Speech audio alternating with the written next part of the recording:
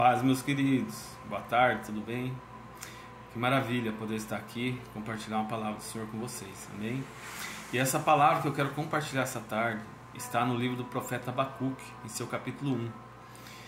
E diz assim, o profeta falando ao Senhor: Até quando, Senhor, clamarei eu, e tu não me escutarás?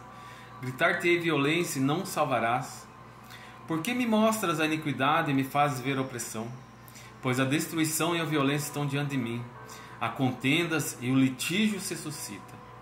Por esta causa a lei se afrouxa e a justiça nunca se manifesta. Porque o perverso cerca o justo, a justiça é torcida. Abacuque 1, 2 a 4. O profeta Abacuque, em seu primeiro capítulo, analisando o cenário ao qual o povo de Israel estava passando, estava sujeito naquele instante, conseguia visualizar somente o caos. Vivia uma miopia espiritual, enxergando somente o lado pior das coisas. A situação do povo naquele momento assemelha muito à nossa geração. O povo era dominado pela injustiça social. Os mais ricos e mais fortes exerciam domínio sobre os mais pobres e fracos, colocando um jugo pesado sobre eles para mantê-los sob seu poder. Muito além de nossos dramas pessoais, a nossa realidade é refletida no cenário coletivo mundial. A exemplo disso, no início do ano, o secretário da ONU, ele adverte que o mundo entrou na era do caos. Isso sem falar na iminência do fim dos tempos, evidenciada nos constantes ataques à nação de Israel. Então, assim, a idolatria, a falsos deuses, imperava no coração de muitos naquela época. Já não obedeciam mais a lei de Moisés e também vivia sob tensa ameaça dos caldeus em suas fronteiras. O profeta, inconformado com essa situação, clama e lamenta ao Senhor. Ele diz: Até quando, Senhor, clamarei eu e tu não me escutarás? O silêncio de Deus nesse momento traz um sentimento de abandono.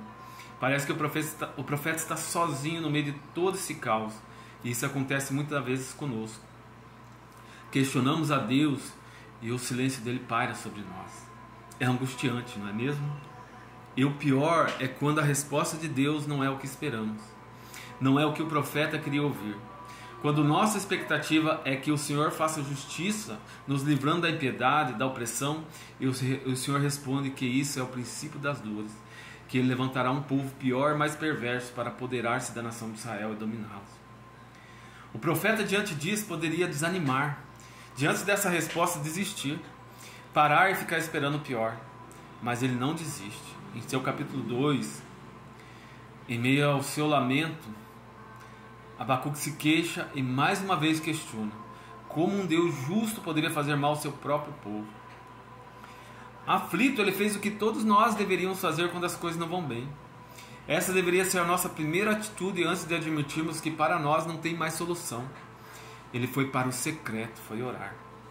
Capítulo 2.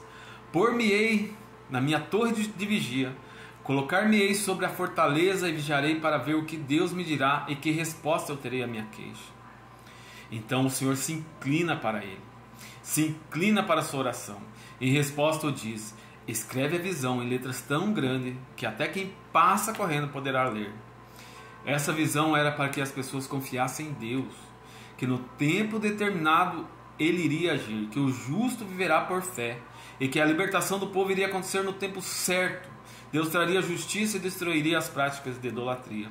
Então, resumindo, irmãos, no capítulo 1, Abacuque se queixa, questiona e lamenta. No capítulo 2, ele se coloca em oração e recebe a direção do Senhor. E no capítulo 3, ele entende e reconhece o poder de Deus e pede para o Senhor avivar sua geração no decorrer dos anos e torná-la conhecida.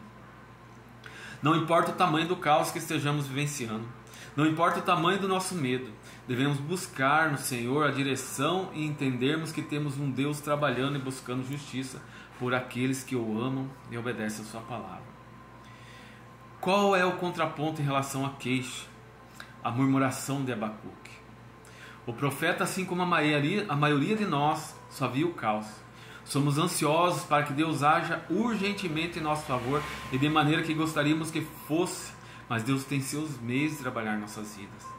Que possamos ser iguais ao profeta Isaías, no seu capítulo 6, que mesmo em meio às circunstâncias de total descaso e desobediência do povo em que ele vivia, recebeu e creu na visão sobrenatural que dizia: toda a terra está cheia da sua glória.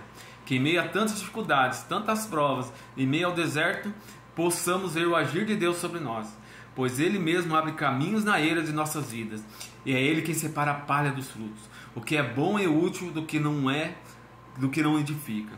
Deserto é lugar de sofrimento e solidão, mas sobretudo de muita presença e agir de Deus. Amém? Fica com essa palavra nessa tarde, em nome de Jesus.